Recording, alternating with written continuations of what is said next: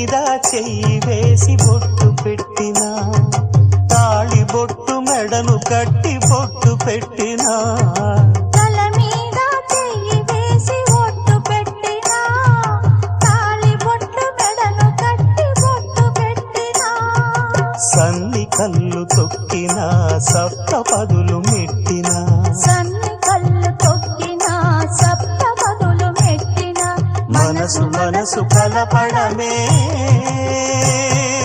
మంత్రం పరమార్థం. శ్రీరస్తు శుభమస్తు, శ్రీరస్తు శుభమస్తు.